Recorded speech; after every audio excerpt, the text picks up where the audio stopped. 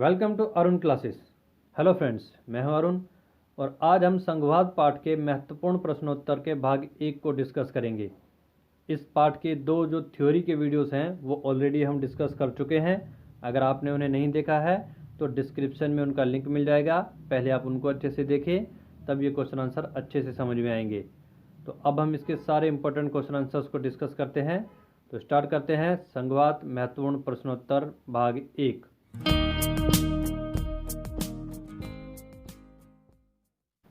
तो शुरुआत करते हैं संघवाद पाठ के पहले क्वेश्चन से।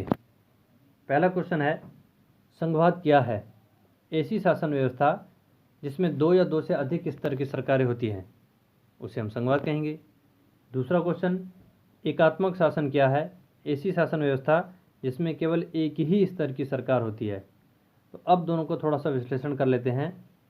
इससे हमें क्लियर पता चल रहा है कि एकात्मक शासन जिसमें एक ही स्तर की सरकार हो, संघीय जिसमें दो या दो से अधिक स्तर की सरकार हो। ठीक है, ये तो अंतर हो गया।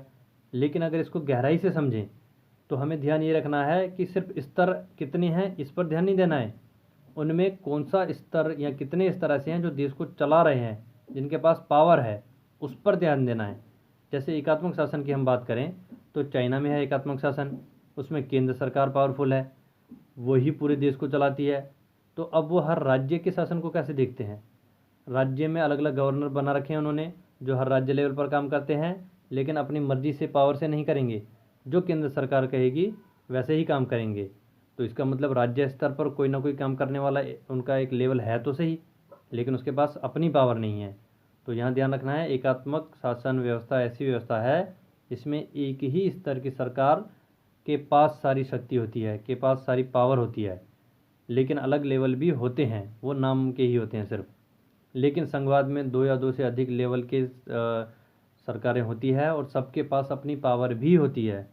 तो स्तर भी दो या दो से अधिक हो और सबके पास अपनी पावर भी हो तो संघीय है, और एक ही स्तर पावरफुल हो, बाकी अगर हैं भी तो नाम के हैं, तो उसे एकात्मक कहते हैं। ये ध्यान से समझना है। इसी से जुड़ा हुआ है हमारा तीसरा क्वेश्चन, क्या एकात्मक व्यवस्था में राज्य सरकारें नहीं होती? होती हैं। क्यों नहीं होती? जैसा कि अभी हमने डिस्कशन किया कि राज्य सरकारें एकात्मक में हो सकती हैं, वो सिर्फ नाम की हैं कि राज्य लेवल पर काम करेंगी, लेकिन करेंगी केंद्र के कहने पर ही।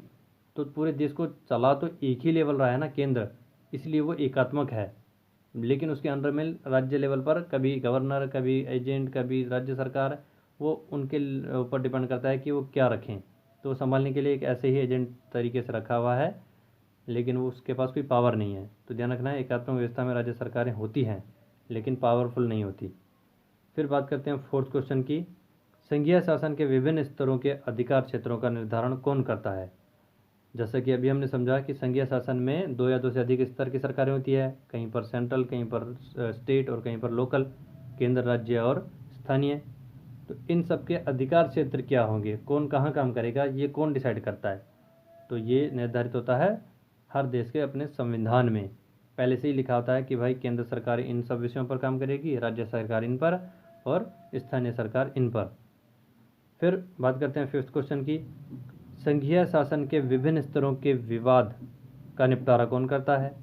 संविधान ने तो पहले से ही निर्णय कर दिया कि भाई आप इसमें काम करोगे, आप इसमें काम करोगे, लेकिन अब काम जब स्टार्ट हुआ तब कोई विवाद आ जाता है केंद्र और राज्य के बीच में, तो फिर उसका निपटारा कौन करता है? तो उसका निपटारा करता है सर्वोच्च न्यायालय। सिक्स्थ क्वेश्चन, साथ आकर महासंघ बनाने का तरीका किन देशों ने अपनाया? मतलब पहले अलग अलग राज्य अपना अपना राज्य खुद संभाल रहे थे, अब उनको लगा कि हमें मिलकर के एक महासंघ बनाना चाहिए जो देश लेवल के काम को देखे।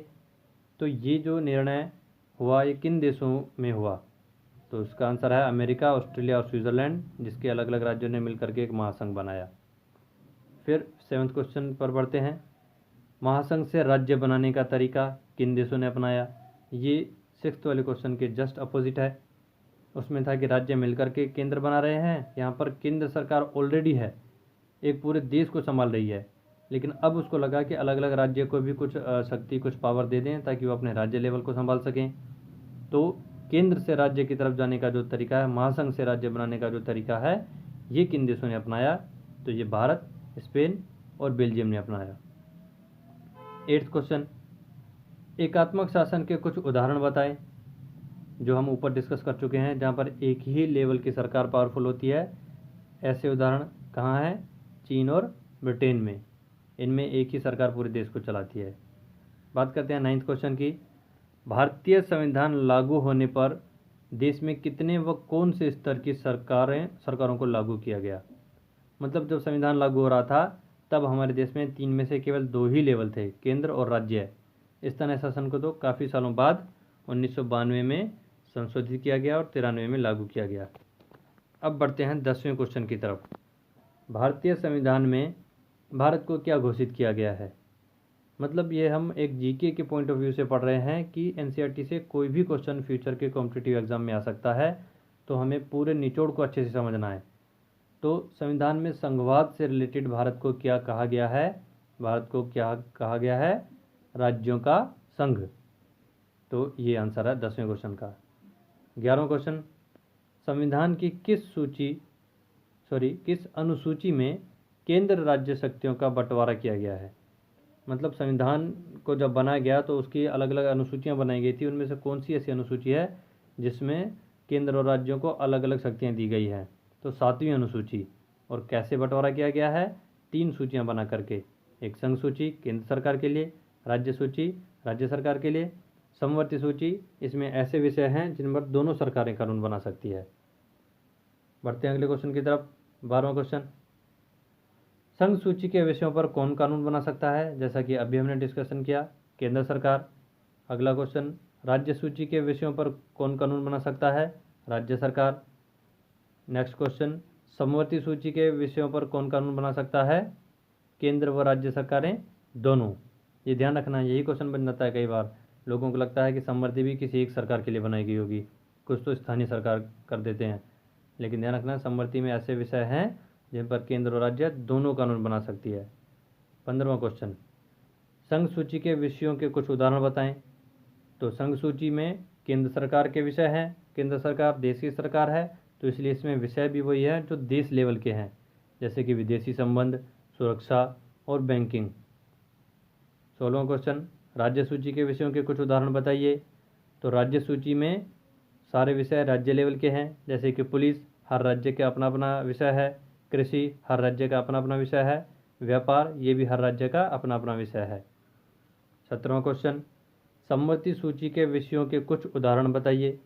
तो समवर्ती सूची जिसमें दोनों सरकारें केंद्र और राज्य दोनों ही कानून बना सकती हैं, उसके विषय हैं शिक्षा, विवाह, ये सारे कुछ ऐसे विषय हैं, वन मतलब कि जंगल वगैरह, इन सब पर दोनों सरकारें कानून बना सकती हैं। 18वां क्वेश्चन, वर्तमान में केंद्र राज्य व समवर्ती सूची में कितने कितने विषय हैं? वर्तमान का मतलब ये है कि जब संविधान बना था तब अलग थे और अब अलग हुए हैं, तो हम दोनों को स्टडी कर लेते हैं। केंद्र में अभी 100 विषय हैं और संविधान जब बना था तब कितने थे? 97। अब ये जो 3 बड़े हैं ये सेक्शन ABC करके बड़े हैं, तो टोटल 100 हो गए हैं। ऐसे ही राज्य सूची में पहले जो थे वो 66 थे, जो ब्रैकेट में लिखा गया है, और अब हो गए हैं इसके 61, कम हो गए मतलब। फिर समवर्ती सूची की बात करें तो पहले थे 47, जो ब्रैकेट में लिखे हुए हैं, संविधान बनने के टाइम पर थे ये, और अब हैं इसमें 52।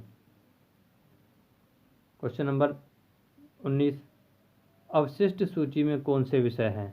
अब ये तो नई सूची आ गई। अब तक हमने संघ, राज्य और समवर्ती सूची पढ़ी थी, तो उनके साथ में एक और सूची रखी गई थी, अवशिष्ट सूची। मतलब संविधान निर्माता हमारे जो थे वो दूरदर्शी थे, उन्होंने भविष्य की कल्पना कर ली कि हमने सारे विषयों को इन 3 सूचियों में तो लिख लिया, लेकिन हो सकता है भविष्य में कुछ ऐसे नए विषय आए जो अभी हम कल्पना भी नहीं कर रहे, तो ऐसा कुछ भी नया अगर आता है तो उसको अवशिष्ट सूची में रखेंगे। तो अवशिष्ट सूची में जो विषय होंगे उन पर केंद्र सरकार कानून बनाएगी। 19वां क्वेश्चन है कि इसमें कौन से विषय हैं जो नए विषय और इन तीनों सूचियों में नहीं हैं। 20वां क्वेश्चन, अवशिष्ट सूची के कुछ उदाहरण बताएं। मतलब ये जो अवशिष्ट सूची है जिसमें इन तीनों सूचियों के विषय नहीं हैं, तो वो हैं कौन से आखिर? तो इंटरनेट, सॉफ्टवेयर, हार्डवेयर, ये कुछ ऐसे विषय हैं जो संविधान बनने के टाइम पर थे ही नहीं। 1950 में संविधान बन करके तैयार हुआ और 1990 के दशक के बाद इंटरनेट हमारे देश में आया, तो उनको तो पता नहीं था लेकिन उन्होंने यह अंदाज़ा लगा लिया कि आगे कुछ भी ऐसा नया आता है तो उसको अवशिष्ट सूची में रखा जाएगा। अब बढ़ते हैं आगे 21वें क्वेश्चन की तरफ। 21वां क्वेश्चन है, अवशिष्ट सूची के विषयों पर कौन कानून बना सकता है? तो ऑलरेडी हम डिस्कस कर चुके हैं, संसद, जो कि केंद्र सरकार ही है। 22वां क्वेश्चन, केंद्र व राज्य सरकार में से कौन अधिक शक्तिशाली है? तो ये भी हम थ्योरी वाले पार्ट में डिस्कस कर चुके हैं। केंद्र सरकार को हर तरीके से पावरफुल बनाया गया है। आप उस वीडियो को देख लेंगे इसको समझने के लिए, जिसका लिंक आपको डिस्क्रिप्शन बॉक्स में मिल जाएगा। और इसके अलावा भी आपको कोई सजेशन देना हो तो आप कमेंट बॉक्स में कमेंट ज़रूर करें। आगे बढ़ते हैं क्वेश्चन नंबर 23। संविधान निर्माण के दौरान स्थानीय शासन को किस अनुच्छेद में रखा गया था? ये भी हम थ्योरी पार्ट में डिस्कस कर चुके हैं कि जब संविधान बन रहा था तो केंद्र और राज्य दो ही सरकारें बनाई गई, लेकिन इसको स्थानीय शासन को एक अनुच्छेद में लिख करके छोड़ दिया गया। कौन से अनुच्छेद में? अनुच्छेद 40 में। फिर नेक्स्ट 24वां क्वेश्चन, भारतीय संविधान में स्थानीय शासन को कब जोड़ा गया? संविधान बनने के टाइम पर तो अनुच्छेद 40 में लिख के छोड़ दिया गया, लेकिन जोड़ा कब गया? 1992 में संवैधानिक दर्जा मतलब संशोधन करके संवैधानिक दर्जा मिला और 93 में लागू कर दिया गया। नेक्स्ट 25वां क्वेश्चन, 73वां संविधान संशोधन किससे जुड़ा है? तो ये ग्रामीण स्थानीय शासन से जुड़ा है। और अगला क्वेश्चन, 74वां संविधान संशोधन किससे जुड़ा है? तो ये नगरीय स्थानीय शासन से जुड़ा है। क्वेश्चन नंबर 27, त्रिस्तरीय पंचायती राज का सुझाव किस समिति ने दिया? तो ध्यान रखना है, अलग अलग समितियों ने अलग अलग सुझाव दिए थे, लेकिन जो त्रिस्तरीय पंचायती राज है जो अभी हमारे देश में चल रहा है, ये किसने सजेस्ट किया था? तो इसका आंसर है बलवंत राय मेहता समिति ने 1957 में दिया था। 28वां क्वेश्चन, भारत में आज़ादी के बाद पहली पंचायत कब और कहाँ बनी? तो भारत में आज़ादी के बाद की जो पहली पंचायत है वो राजस्थान के नागौर जिले के बगदरी गांव में बनी थी। कब? 1959 में। और किसने बनाया था? तत्कालीन प्रधानमंत्री पंडित जवाहरलाल नेहरू ने। 29वां क्वेश्चन, त्रिस्तरीय पंचायतें क्या है? तो इसका आंसर है पंचायती राज के 3 स्तर, जिसमें एक है जिला स्तर पर जिला परिषद, ब्लॉक स्तर पर ब्लॉक पंचायत, इसको कई नामों से जाना जाता है, ब्लॉक, खंड, प्रखंड, तालुका, तहसील व पंचायत समिति। और फिर गांव लेवल पर है लास्ट में ग्राम पंचायत। तो ये 3 स्तर है, जिला परिषद जिला लेवल पर, खंड या प्रखंड या ब्लॉक तालुका जो ब्लॉक लेवल पर, और ग्राम पंचायत गांव लेवल पर। अब आगे बढ़ते हैं क्वेश्चन नंबर 30। 30वां क्वेश्चन है, नगरीय स्थानीय शासन के 3 स्तर कौन से हैं? पहले हमने त्रिस्तरीय पंचायती राज को डिस्कस किया, अब नगरों में 3 स्तर कौन से हैं? तो 3 स्तर अगर हम बात करें, पहले तो एक बड़ा शहर, एक छोटा शहर और एक बिल्कुल ही छोटे शहर जो अभी गांव से नगर बने हैं। इनको कैसे डिसाइड किया गया? तो जो गांव से नगर बने हैं और जनसंख्या 50,000 तक है उन्हें नगर कहा गया और उन पर नगर पंचायत बनाई गई। फिर जो 50,000 से 1 लाख तक की जनसंख्या वाले छोटे शहर हैं उन पर नगर पालिका काम करेगी, और जिनकी जनसंख्या 1 लाख से भी ज़्यादा हो गई, बड़े शहर बन गए, उन पर नगर निगम काम करेगा। तो ये 3 लेवल हो गए, नगर निगम, नगर पालिका और नगर पंचायत। अगला क्वेश्चन 31वां, पंचायती राज व नगरीय स्थानीय शासन के चुनाव में आरक्षण की क्या व्यवस्था है? मतलब किसको क्या आरक्षण मिला है? तो महिलाओं को 1/3 सीटों का आरक्षण मिला है, और SC ST अनुसूचित जाति और जनजाति के लोगों को वहाँ उनकी जनसंख्या कितनी है उसी के अनुपात में आरक्षण दिया गया है, सबका अलग अलग। 32वां क्वेश्चन, स्थानीय शासन में कौन कौन से विषय आते हैं? जैसे कि जो ग्राम पंचायतें हैं या फिर नगर निगम हैं अलग अलग एरियाज में, वो किन विषयों पर काम करेंगे? तो उसका आंसर है प्राइमरी स्कूल बनाना, स्वास्थ्य बनाए रखना, शिक्षा, पानी, सफाई, पार्क, ये सारे काम स्थानीय शासन के अंदर आते हैं। 33वां क्वेश्चन, भारतीय प्रशासनिक क्षेत्र को समझाइए। मतलब भारतीय जो प्रशासन है वो किस क्रम में चलता है, सबसे बड़ा लेवल कौन सा है, उससे छोटा ये कौन है, उसको समझते हैं। तो ये जो डायग्राम है थ्योरी पार्ट में भी इसको अच्छे से एक्सप्लेन किया गया है। सबसे पहले देश स्तर, फिर देश को बांटा गया है राज्यों में और केंद्र शासित प्रदेशों में, फिर राज्यों को बांटा गया है डिवीज़न में, डिवीज़न को बांटा गया है जिलों में, जिले को गाँव में अलग तरीके से बांटा गया है, शहरों में अलग। गाँव में 3 तरह की पंचायतें हैं, पहले जिला परिषद, फिर ब्लॉक पंचायत, फिर ग्राम पंचायत। शहरों में सबसे बड़ा शहर नगर निगम और छोटे शहर को नगर पालिका, और फिर जो अभी गांव से नगर बने हैं उनको ग्राम पंचायत देखेगी। तो इस तरीके से ये प्रशासनिक क्षेत्र है भारत का। अगला क्वेश्चन 34वां, भारत में देश स्तरीय प्रशासन के मुख्य अध्यक्ष कौन होते हैं? जब देश स्तर की बात करें तो उसमें कौन से 2 सबसे बड़े पद हैं? तो एक है राष्ट्रपति, जिसको देश का प्रमुख माना जाता है। दूसरा है प्रधानमंत्री, जो वास्तविक मुखिया होता है, जिसके पास वास्तविक शक्ति होती है पूरे देश की। अगला क्वेश्चन 35वां और इस वीडियो का लास्ट क्वेश्चन, भारत में राज्य स्तरीय प्रशासन के मुख्य अध्यक्ष कौन से हैं? तो जो क्वेश्चन ऊपर देश के लिए था वही यहाँ राज्य के लिए है। तो एक राज्य के 2 प्रमुख पदाधिकारी होते हैं, राज्यपाल, जिसको राज्य का प्रमुख माना जाता है, और मुख्यमंत्री, जो वास्तविक मुखिया होता है, क्योंकि असली पावर इसी के पास होती है एक राज्य की। तो इस वीडियो में हम इतने ही क्वेश्चन को डिस्कस करेंगे। इसके बाकी बचे हुए क्वेश्चन नेक्स्ट पार्ट में हम डिस्कस करेंगे। तो आज का ये वीडियो यहीं ख़त्म होता है। आपको ये वीडियो कैसा लगा कमेंट बॉक्स में कमेंट करके ज़रूर बताएं, और अगर ये वीडियो अच्छा लगा हो और आपके कहीं काम आता हो तो वीडियो को लाइक, शेयर और सब्सक्राइब ज़रूर करें। इसके अलावा भी आपको वीडियो से रिलेटेड, टॉपिक से रिलेटेड या एडिटिंग से रिलेटेड किसी भी तरह का कोई सजेशन देना हो तो कमेंट बॉक्स में कमेंट करके बताएं, हम उस पर काम करेंगे। वीडियो देखने के लिए बहुत बहुत धन्यवाद।